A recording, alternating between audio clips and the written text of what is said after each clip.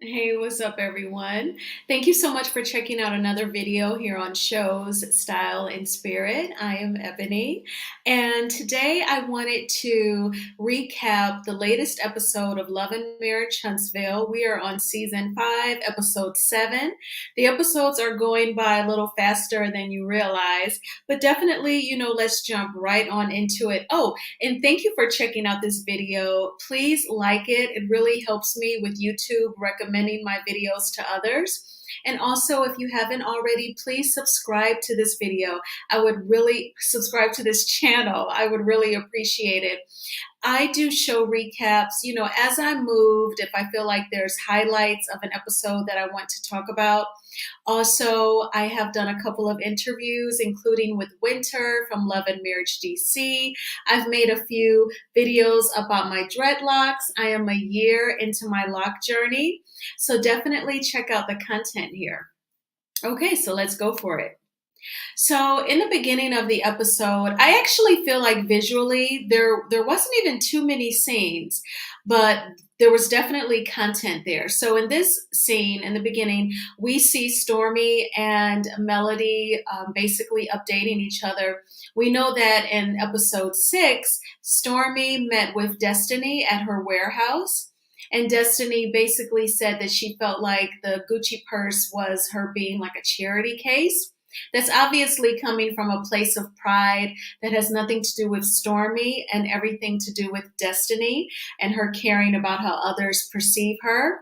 So hopefully one day Destiny can break free from that. I think when she does break free from caring about what other people think of her, caring, she will actually feel a lot lighter, and then she'll be more pleasant with the viewers when she go lives on Instagram. That will be the sign. But anyway, so Melody actually, was taking product pictures, and she was rubbing some of her body oil on Stormy's legs. And so they were also talking about how successful Stormy is. She's gotten more locations for her product in more Targets and Walmart stores. That is amazing for those major retailers to be interested in selling Canvas Beauty. That's also a shoe-in, as Walmart and Target, as we all know, are extremely popular stores. Here in the Midwest, we have both. So congratulations to Stormy. I think that that's awesome. You may have noticed over the weekend on Stormy's Instagram, on her IG stories, she actually made some threats to threaten some YouTubers who were talking about her business in a negative way. That certainly was not me, as you know, my hair is locked, so I'm like literally mixing water and grapeseed oil and vegetable glycerin myself and then hydrating my hair every day. So definitely wasn't me that was talking about, Stormy's Canvas Beauty, but she was upset by some reviews. My advice to Stormy is, as you know, there's good and bad reviews with all companies. The bad reviews are not definitive. And just ignore those negative YouTubers, especially if you feel like they're purposely picking on you. Just ignore them so that you do not encourage them to do it any further. That would be my advice. Okay, so then also what I did skip was a scene between Tiffany and Lewis. Tiffany was working. Lewis came to her office. They talked about her taking out, it's birth control related. It's a part, the IUD, taking it out of her body so that they could work on trying to produce a baby. Lewis still seems like he's not with having another baby, but he seems to give in to Tiffany's wishes, which I think is nuts. It's not like you're giving into her wishes to get new kitchen cabinets, but having a baby, that is such a permanent relationship in the middle of a permanent relationship. But, whatever. But, no shade to Tiffany and Lewis. I guess it is shade. Like, I really didn't care enough to even like do a screenshot of their scene. So there you go. All right. So then we see the comeback group. I love to see like professional Black people, working professional jobs, taking care of their families. Those are signs of a strong family, and so these are all professional people, educated people. But they are coming to discuss not their accomplishments, not their goals as the comeback group, but of course they wanted to talk about the melee at Destiny's one more again, play it again, beauty supply, launch.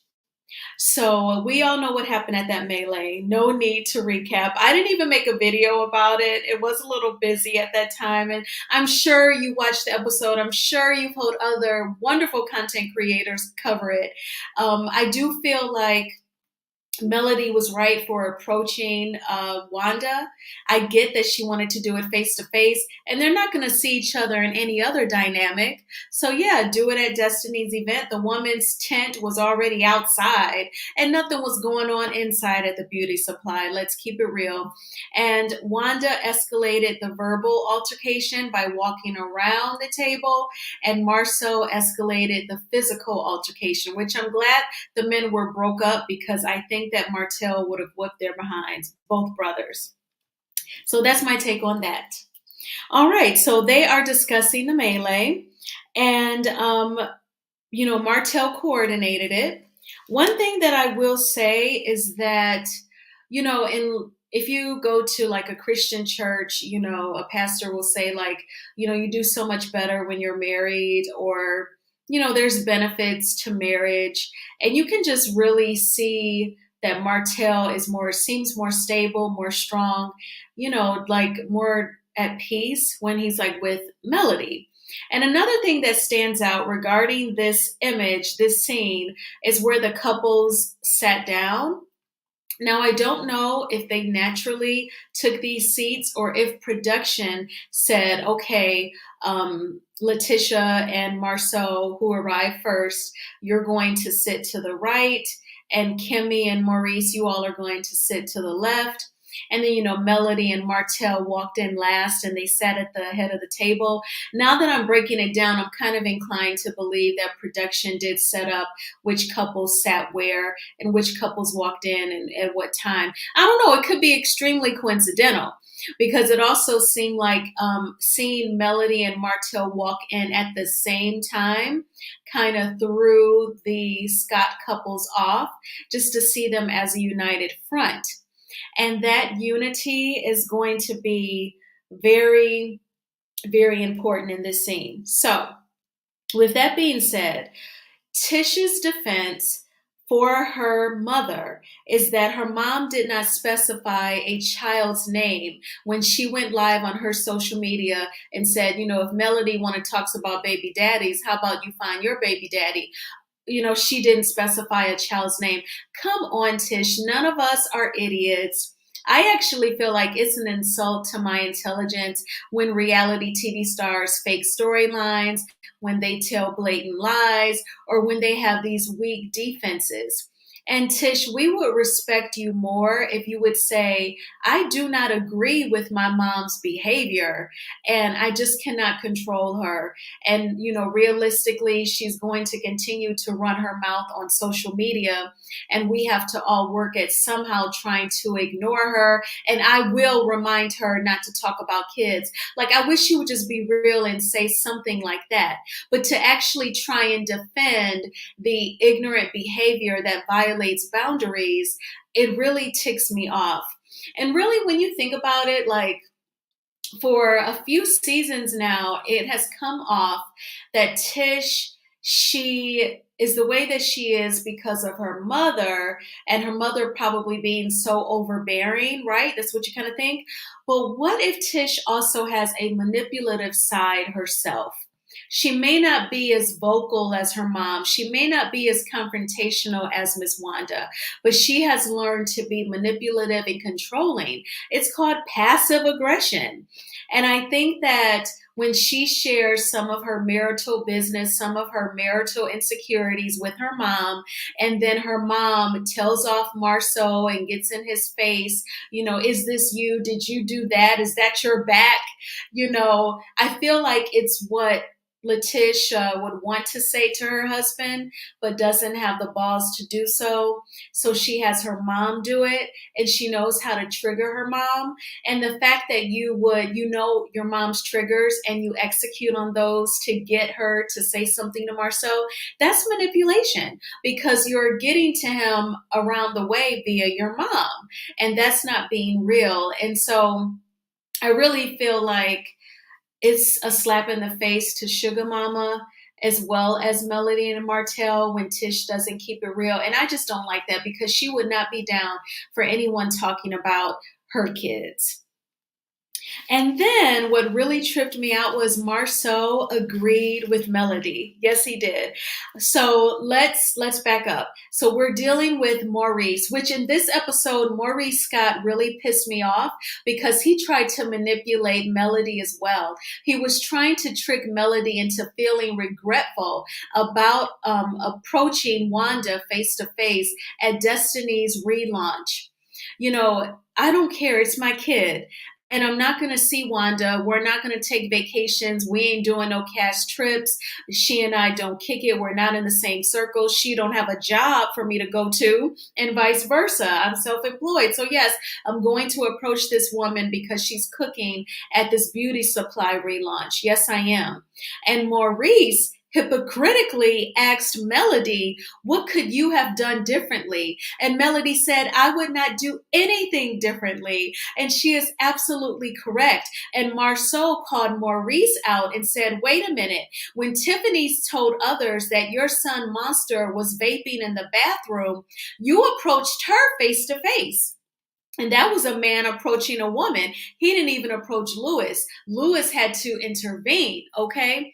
And then Maurice said, well, I wasn't going to fight Tiffany. Melody said, I had no intention on fighting Wanda either. Wanda escalated it. See how some people would try to manipulate you because they simply just want to control you?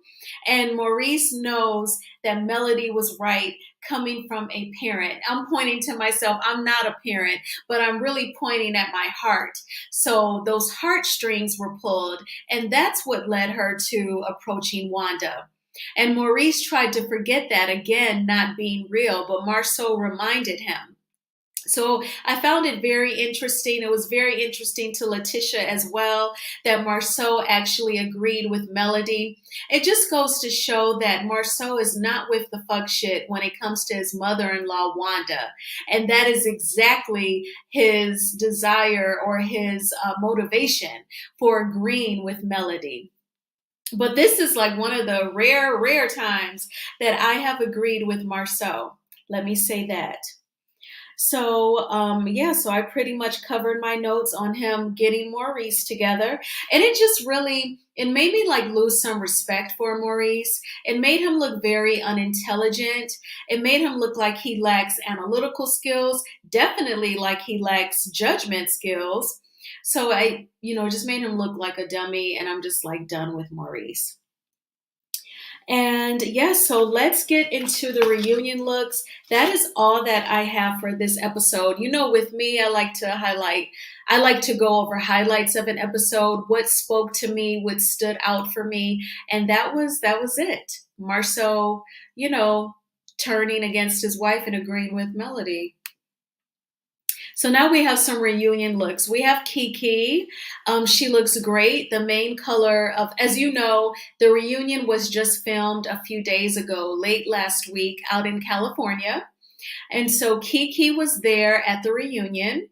She was sitting on the same side as Melody, Kimmy, and Maurice. And the shot that I saw of the reunion seating, I did not see Destiny and Tiffany. But this is Kiki. The main color of her dress is black. Then there's a floral print on top, strappy sandals, cute makeup, long hair, soft curls. Very classic. You can't go wrong. Kiki looks gorgeous.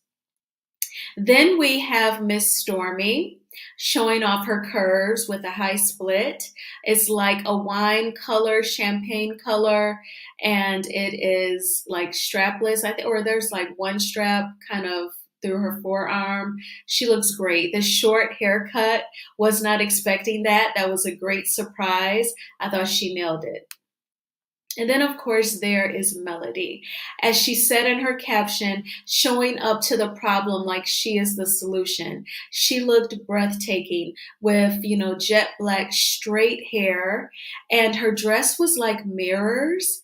And it was basically like a deep V-neck, as you can see. And it was almost like a corset, almost making her like her own knight in shining armor, there to hold it down for herself. I felt like it was a very strong look, strong and feminine at the same time.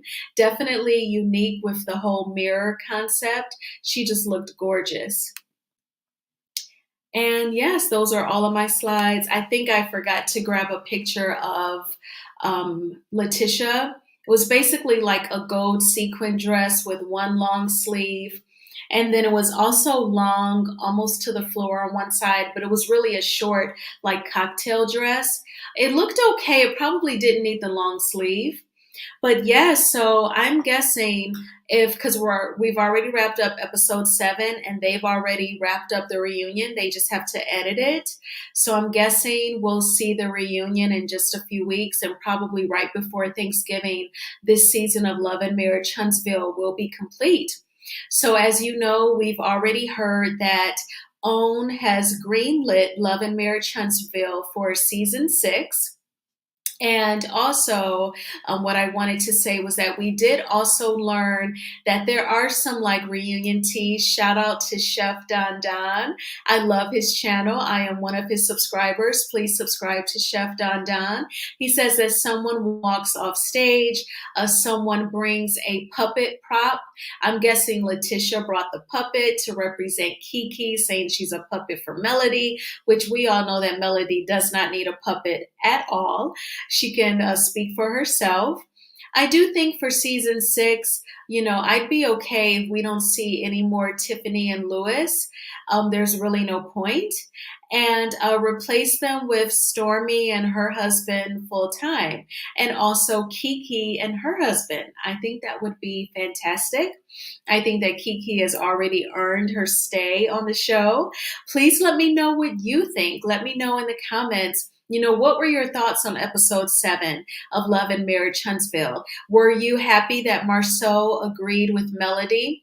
Did Maurice really bug you like he did me with trying to gaslight Melody? Just pretty much sound off in the comments. And, again, if you have not already, please subscribe to my channel. I would really appreciate it. I plan on creating content. I do enjoy it. And, I love writing. I love the research. And so it's also like, putting yourself out there. And, yeah, these are my thoughts. And definitely like this video and share it on your social media so that more people find out about this channel. Thanks again. And I hope that you have a great evening and a great day tomorrow. Bye-bye.